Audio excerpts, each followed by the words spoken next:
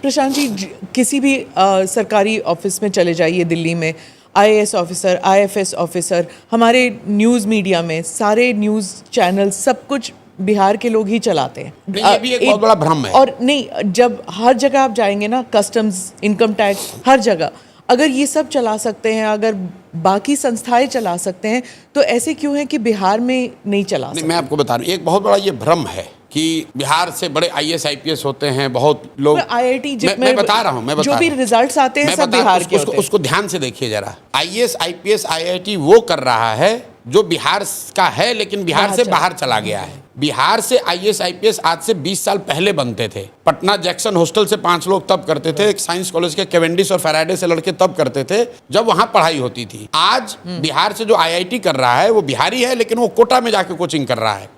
बिहार से जो IAS IPS बन रहा है वो बिहारी है, लेकिन वो दिल्ली में जाके पढ़ाई कर रहा है। यहाँ से जो मैं बात आपको बता रहा था कि लालू जी के टाइम में शिक्षा व्यवस्था बहुत खराब थी, लेकिन फिर भी कुछ इंस्टीट्यूशन थे जहाँ से लोग पढ़कर आगे बढ़ रहे थे। आज जो आईएएस आईपीएस आईआईटी कर रहे हैं, मेडिकल में जा रहे हैं, वो बच्चे बिहार के हैं, लेकिन वो बच्चे यहाँ नहीं पढ़ रहे हैं। पलायन जो मैंने आपको कह रहा हूँ, वो यहाँ से वो चले गए।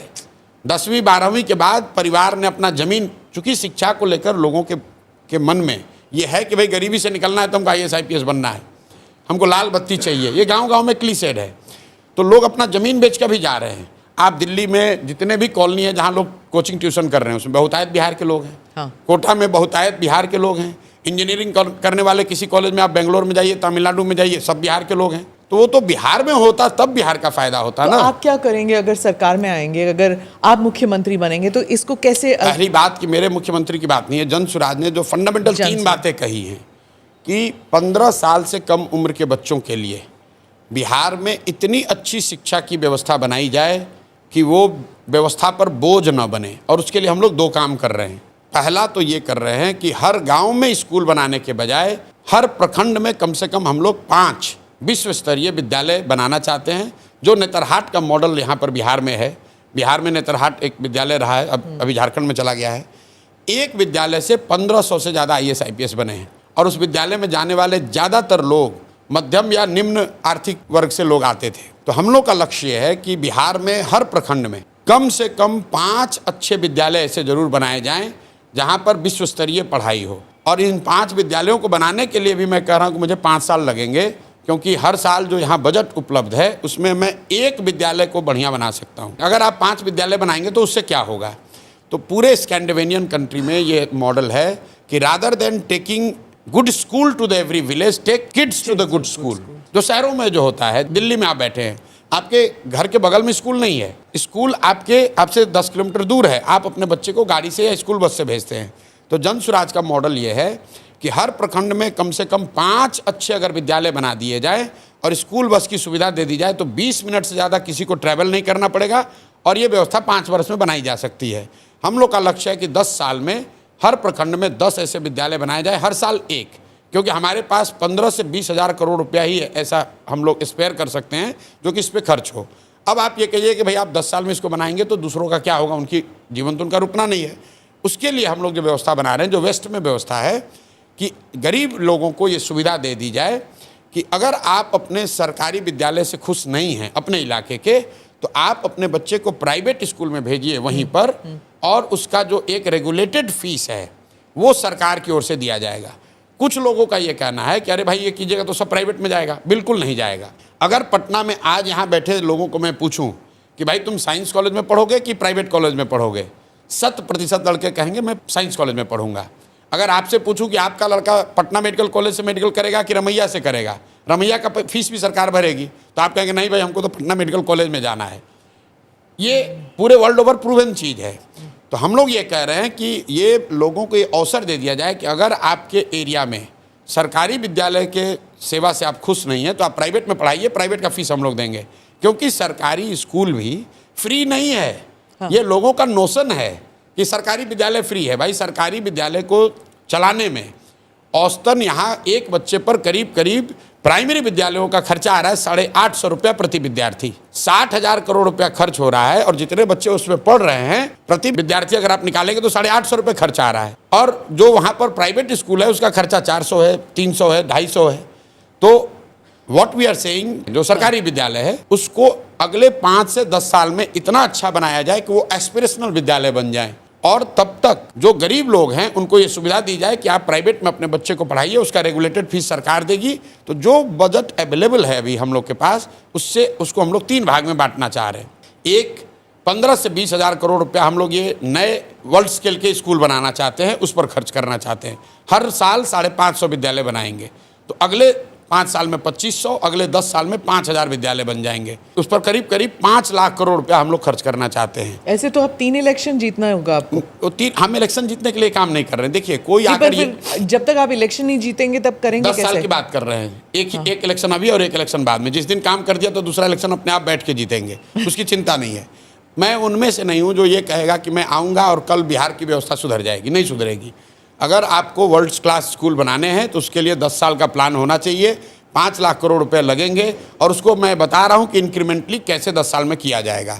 1/3 बजट हम लोग अभी की जो व्यवस्था चल रही है इसको एफिशिएंट और बेहतर बनाने में खर्च करेंगे, और 1/3 इस जो हमारा बजट है अभी एजुकेशन का, उसका हम लोग खर्च करना चाहते हैं जो प्राइवेट में जाना चाहता है उसको उसका फीस भरने के लिए। फोकस शिक्षा है। दूसरी बात हम लोग ये कह रहे हैं कि 0 से 15 के लिए शिक्षा है, और 15 से जो 50 साल का है उसको हम लोग कह रहे हैं कि उसके हाथ में पूंजी दिया जाए, उसको हाथ में सस्ता ऋण दिया जाए ताकि वो काम कर सके। जैसे आपके यहाँ दिल्ली में, मैं इंटरेस्ट सबवेंशन की बात कर रहा हूँ, क्योंकि ग्लोबली अगर आप देखेंगे डेवलपमेंटल इकोनॉमिक्स के को पढ़ेंगे तो आप पढ़ेंगे तो उसको देखेंगे कि ग्रांट के मुकाबले soft loan are more effective. 3% loan पर, जैसे 1% इंटरेस्ट पे मोदी जी ने बुलेट ट्रेन के लिए लोन लिया है, तो समाज को, राष्ट्र को ये चिंता है कि भैया 1 लाख करोड़ रुपया वापस करना है। अगर जापान ने वही पैसा 1 लाख करोड़ रुपया आपको ग्रांट के तौर पे दे दिया होता तो लूटपाट हो जाएगा, कोई चिंता नहीं करेगा, पाकिस्तान वाला हो जाएगा।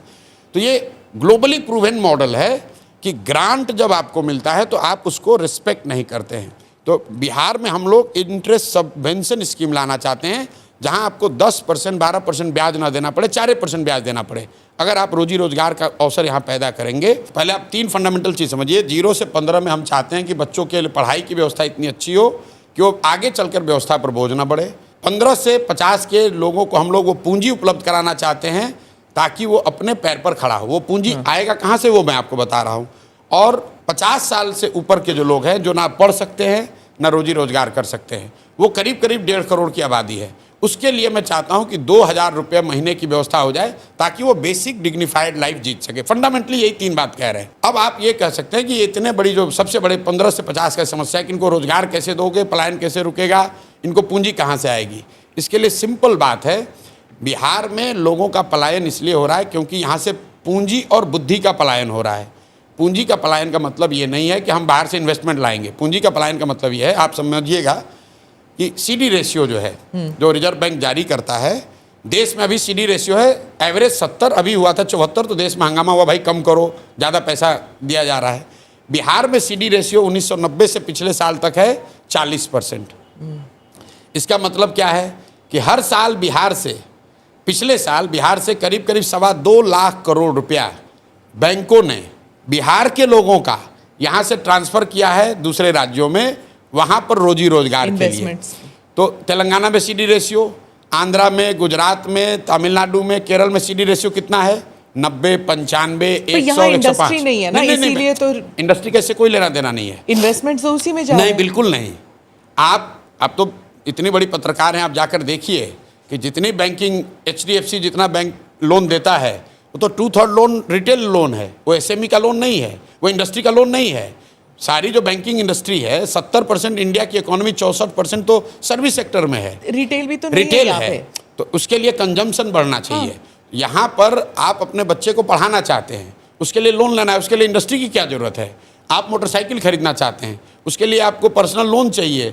अगर आपको गाड़ी खरीदनी है, आपको यूट्यूब चलाना है, आपको एक छोटा दुकान खोलना है, उसके लिए इंडस्ट्री की क्या जरूरत है? अगर IT हब बन जाएंगे तो लोग आएंगे। मैं बिल्कुल उसके पक्ष में नहीं हूँ, वो लेटर स्टेज में होगा। जब तक यहाँ पर कंजम्पशन नहीं बढ़ेगा, look at the figure of per capita expenditure in Bihar. हम लोग इनकम की बात करते हैं, better economic indicator is expenditure indicator, कि लोग कितना खर्च कर रहे हैं। बिहार में पर कैपिटा एक्सपेंडिचर जो है वो देश में सबसे कम है। हाँ। तो आप जब खर्च ही नहीं करेंगे तो कोई इंडस्ट्री क्यों जब लगाएगा? पैसे है नहीं तो खर्च क्या करेंगे? हाँ, बिल्कुल सही बात। पैसे क्यों नहीं है? पैसे नहीं होने की दो वजह है। एक तो आपकी इनकम कम है, और दूसरा जो पैसा है भी, वो पैसा जब आप बैंक में रखते हैं तो बैंक वाले उसको दूसरी जगह ट्रांसफर कर रहे हैं। There are only two source of credit. एक जो पैसा आप कमाकर खर्च के बाद बचाते हैं वो आपका कैपिटल है, और दूसरा जो बोरोड कैपिटल है जो आप बैंक से लेते हैं। ठीक है, अगर बिहार में 70% क्रेडिट CD रेशियो हो तो हर साल बिहार में 2.25 लाख करोड़ रुपया, ध्यान दीजिए, 2.25 लाख करोड़ रुपया बिहारियों का पैसा एक्स्ट्रा इन्वेस्ट होगा। उसके लिए किसी इंडस्ट्री की जरूरत नहीं है। हम लोग ये चाहते हैं कि एज ए फर्स्ट स्टेप जो बिहार का पैसा है वो बिहार में लोगों को ऋण मिले। यहाँ बैठे हुए लोगों से पूछ लीजिए, जो लोग यहाँ बैठे हैं, अगर आपको नोएडा में फ्लैट खरीदना है, HDFC आपको लोन दे देगा आपके इनकम स्टेटस पर, लेकिन अगर आपको खगड़िया के अपने गांव में घर बनाना है तो HDFC लोन नहीं देगा। ये काम क्या नीतीश कुमार ने नहीं किया? क्या लालू यादव ने नहीं किया? यही बात आज आप दिन भर ये कॉन्क्लेव कीजिएगा। सबसे ये एक सवाल मेरा आग्रह जरूर पूछिए कि भाई प्रशांत किशोर कह रहे हैं कि हर साल बिहार से करीब 2 लाख करोड़ रुपए का पूंजी का पलायन हो रहा है, और 1990 से ये आंकड़ा लिख लीजिए, RBI का आंकड़ा अभी चेक करा लीजिएगा पूछने से पहले। 1990 से लेकर पिछले वित्तीय वर्ष तक बिहार से 26,35,000 करोड़ रुपया बैंकों ने ट्रांसफर किया है दूसरे राज्यों में, जो बिहार का पैसा है। अब आप कह रहे हैं कि नीतीश कुमार क्यों नहीं करते हैं, तो भाई उनको समझ होगा तब तो। आप बिहार में किसी पॉलिटिशियन को CD रेशियो की बात करते हुए अगर सुने हो तो हमको बता दीजिए। आज पूरे दिन मिल के आप खाली यही पूछिए, आपके यहाँ तेजस्वी यादव भी आएंगे, नीतीश कुमार भी आएंगे, उनसे पूछिए कि भाई प्रशांत किशोर ने ये कहा है, यहाँ के फिनांस मिनिस्टर को बुला लीजिए, अगर वो बता दे कि भाई CD रेशियो होता क्या है, ये 2 लाख करोड़ रुपया ट्रांसफर हो रहा है, ये बता दे तो हम ये काम ही छोड़ देंगे। उसको मालूम ही नहीं कि भाई ये होता क्या है। भाई देश के स्तर पर आप निर्मला सीतारामन जी से सवाल पूछती हैं कि CD रेशियो 74 हो गया है, बैंकों में स्ट्रेस है, पूछते हैं ना आप लोग, वो जवाब दे रही हैं। बिहार के फिनांस मिनिस्टर को बुलाइए, उसको पूछिए भाई अभी तुम्हारा CD रेशियो क्या है। बिहार में भी कॉन्स्टिट्यूशनली एक कमिटी है जिसका काम है कि इसको देखे हर महीने कि CD रेशियो राष्ट्रीय औसत के आसपास रहे। मुख्यमंत्री भी उस बैठकों में जाते हैं, नीतीश कुमार भी जाते हैं, लेकिन जाते हैं खड़ा होकर भाषण देते हैं, भाई बैंक वाले तुम लोग लोन नहीं दे रहे हो, बहुत दिक्कत हो रहा है, आप लोग सुधारिए। लेकिन जैसे नीतीश कुमार का बात यहाँ पुलिस वाला नहीं सुन रहा है, CO, BDO, डॉक्टर, टीचर नहीं सुन रहा है, वैसे बैंकर भी नहीं सुन रहा है। क्योंकि बैंक के लोन तब देंगे जब उनके लिए आप कंड्यूसिव इन्वायरमेंट बनाएंगे, उनके साथ मिलकर काम करेंगे, तब तो वो करेंगे। बैंकर हमारी बात सुनकर ये कह रहे हैं कि पहली बार भैया कोई बात तो कर रहा है हम लोग का। हम लोग तो कल मुझे रात में मैं सारण में था, कैनरा बैंक के RM और DM मिले वहाँ। मैंने पूछा भाई कैनरा बैंक के लिए बिहार कितना बड़ा मार्केट है? बोला सर बहुत बड़ा मार्केट है। हमने बोला क्रेडिट के लिए या डिपॉजिट के लिए? कहता सर अभी तो डिपॉजिट के लिए है, आप आ जाए, आप जैसे लोग आ जाए तो हम लोग चाहते हैं यहाँ लोन भी दें। यहाँ लोन देने के लिए कोई सुविधा ही नहीं है। प्रशांत जी, आप कह रहे हैं कि नीतीश कुमार की बात कोई नहीं सुनता है, दरोगा अरे भाई तो अगर नहीं सुन रहा है तो CD रेशियो 40 क्यों है? तो और सुनिए एक बात, चूंकि आपका हम इसी लात पहले आए हैं कि आपके पास दिन भर आपका कार्यक्रम है, लालू यादव के लड़के आएंगे यहाँ, लालू जी आए तो उनसे भी पूछिएगा। लालू जी जब मुख्यमंत्री बने, और ये मेरे कहने पर मत पूछिए, अपने टीम से रिसर्च करा लीजिए, लालू जी जब 1990 में मुख्यमंत्री बने तो बिहार में क्रेडिट डिपॉजिट रेशियो था 36%। लालू जी जब तक रहे मुख्यमंत्री तो वो घट के हो गया 18.5%। 18.5%। बैंक पैसा तो यहाँ ले रहे हैं, लेकिन लालू जी की इतना जंगल राज हुआ कि डर के मारे वो सब पैसा बाहर चला गया। नीतीश जी के सारे सुशासन, सो कॉल्ड सुशासन के बाद वो 18 बढ़ के 40 हुआ। लेकिन मैं आपको पूरा आंकड़ा दे रहा हूँ, 1990 से लेकर पिछले वित्तीय वर्ष तक RBI का आंकड़ा ये बता रहा है कि अगर बिहार में देश के औसत के बराबर CD रेशियो होता तो 26 लाख करोड़ रुपया बिहारियों का बिहार में रहता। आप अंदाज़ा लगाइए उससे कितने ज़्यादा घर बनते, कितनी ज़्यादा गाड़ियाँ खरीदी जाती, कितनी दुकानें खुलती, कितने लोग छोटे व्यापार करते। उससे यहाँ रोजगार होगा, उससे पलायन रुकेगा। इसलिए हम लोग का पहला जो बजुका है वो ये है कि 6 महीना में CD रेशियो को इंक्रीमेंटल बेसिस पर 70 जरूर कर देंगे, और वो इतना बड़ा टेढ़ा काम नहीं है।